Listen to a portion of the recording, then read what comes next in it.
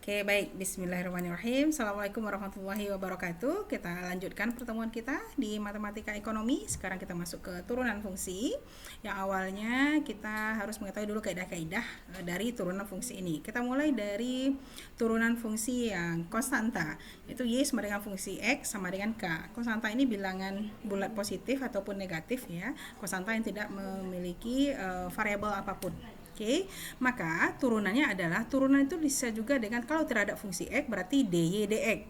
Ya, bisa juga disingkat dengan y aksen. Itu boleh sama. Y aksen sama dengan fungsi X adalah 0. Jadi setiap konstanta turunannya adalah 0. Contohnya, y sama dengan fungsi X adalah 5, maka y aksen atau dy dx-nya adalah 0. Begitu juga minus. Ya, kalau y sama dengan min 2, maka y aksennya adalah 0. Lanjut ke turunan fungsi berpangkat. Ya, y sama dengan fx yaitu x pangkat n. N adalah pangkat, x adalah nilai fungsi. Nah, maka y aksen itu sendiri adalah f aksen x-nya yaitu pangkat dikalikan dengan koefisien yang ada di depan x, kemudian pangkatnya dikurangi 1. Jadi n kali x, n kurang 1. Kita lihat contohnya. Fx adalah x pangkat 4, maka turunannya atau f aksen x atau dy dx adalah apa? 4 kali 1, di mana 1 adalah koefisien dari 4. Ya, 4 kali 1 kali dengan x pangkatnya dikurangi 1, 4 kurang 1. Ya, maka dapat 4x pangkat 3. Begitu juga contoh yang nomor 2. Kita lanjut ke kaidah yang ketiga, yaitu turunan perkalian konstanta dan fungsi. Nah, konstanta tadi kita tahu ya, itu bisa dilapangkan juga dengan a atau k kecil ya. Y sama dengan fungsi dari a x pangkat n, maka Y aksennya adalah pangkat itu dikalikan dengan konstanta yang di depannya, ya, atau disebut juga dengan koefisien ya. Ya, n kali a x pangkat n kurang 1. Nah, itu kita terapkan. Misalkan fungsi x-nya adalah 2x pangkat 4, maka Y aksennya adalah 2 kali x pangkat 4, turunannya adalah 4 kali x pangkat 4 kurang 1. Berarti 2 kali 4x pangkat 3. Maka dikalikan ke dalam 2 kali 4x pangkat 3 sama dengan 8x pangkat 3. Begitu juga dengan contoh yang nomor 2. Kita lanjut ke kaidah yang keempat, yaitu turunan pembagian konstanta dengan fungsi.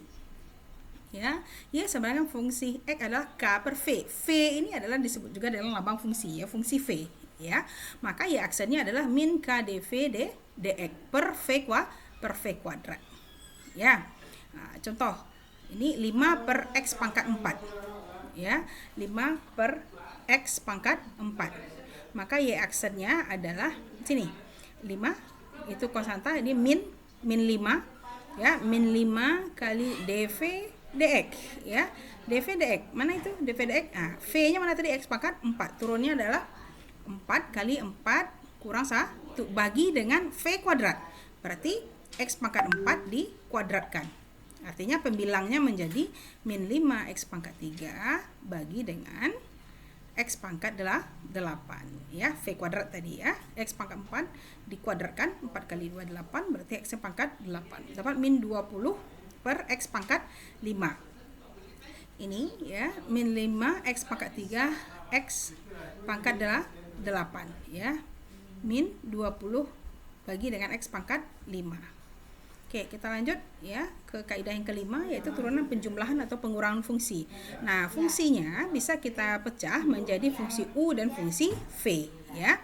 Berarti Y sama dengan U tambah atau kurang V. Y aksennya adalah U aksen tambah atau kurang V. Jadi masing-masing dari suku fungsi itu kita turunkan. Sehingga Y aksen menjadi G aksen X tambah kurang H aksen X. Nah, contoh. Y sama dengan 2x pangkat 2 tambah 3x pangkat 3. Maka Y aksennya adalah nih. Apa tadi? U bisa misalkan untuk 2x pangkat 2, V adalah 3x pangkat 3. Ya. U aksen adalah nih 2 kali pangkat dikalikan dengan koefisiennya atau konstanta di sini, berarti 2 kali 2x pangkat 2 kurang 1 tambah 3x pangkat 3, turunannya 3 dikali 3 pangkatnya kurangi 1 sehingga dapat 4x tambah 9x kuadrat. Udah selesai ya.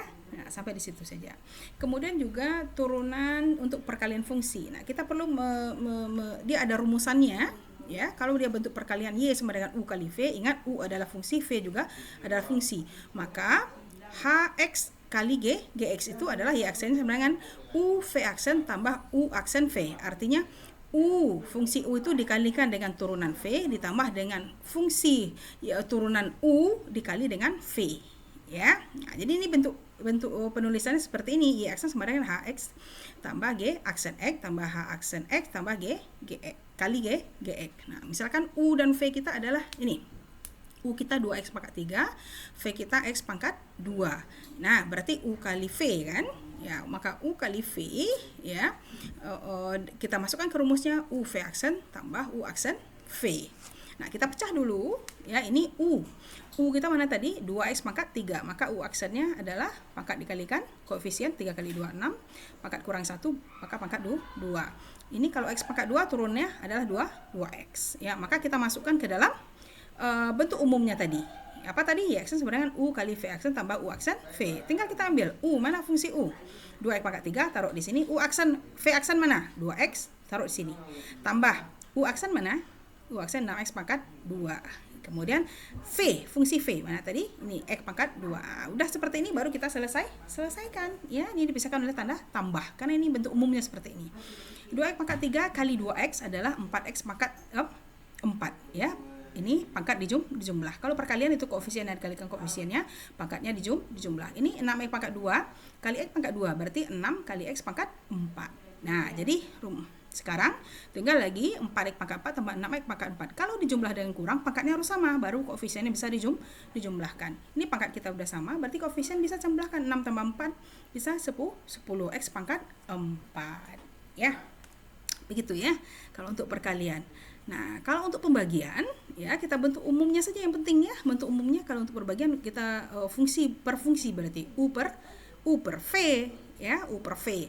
Berarti U ya itu Hx per Gx itu turunannya. Maka turunannya adalah Y aksennya adalah U aksen V kurang U V aksen bagi dengan V kuadrat. Nah, ini bentuk umumnya. Jadi yang di tengah ini aja yang kita ikuti. Contoh, Y sama dengan 4x kuadrat bagi dengan X pangkat 3. Kita pisah dulu. Mana yang U? Adalah 4x pangkat 2. Maka U aksennya adalah 8x. V mana? X pangkat 3. Maka V aksennya adalah X 3x pangkat 2 ya. V kuadrat. Ya, berarti X pangkat 3 kali dipangkatkan lagi 2. Berarti berapa? X pangkat 6 ya. Nah, baru kita susun ke dalam bentuk umumnya. Kita ikuti saja dulu, jangan diapa-apakan, ikuti. U aksen, cari U aksennya, taruh di tempatnya. V, mana dia? Ini, taruh di tempatnya. Dikurang tadi kata bentuk umumnya ya, kurang juga. Maka kurangkan mana tadi lagi? U, mana fungsi U kita? Ini 4x pangkat 2. Kemudian kali dengan V aksen. V aksen kita mana? Ini ya, 3x pangkat 2. Dibagi dengan nih tanda per, dibagi dengan X pangkat 3 dipangkatkan 2 ya. Kita selesaikan ya, pembilang, penyebut ya, pembilang ya, ini pengurangan ya, ini pengurangan yang menjadi pembilang ya. Kita selesaikan dulu yang dalam kurung-kurung, kita buka-buka kurung, kemudian baru kita bagi dengan X pangkat 5. Ini dilinirkan saja, saudara menulisnya nanti catatan boleh saudara pindahkan catatan ya. Kalau ini dia bentuk garis lurus saja, sebenarnya kan dia ada pembagiannya, mungkin dalam pengetikannya ini ada kendala nanti ya.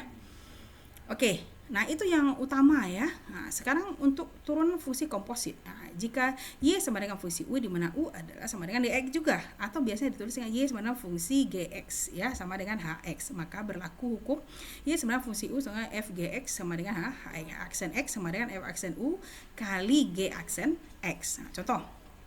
Ini dia suku berarti ya.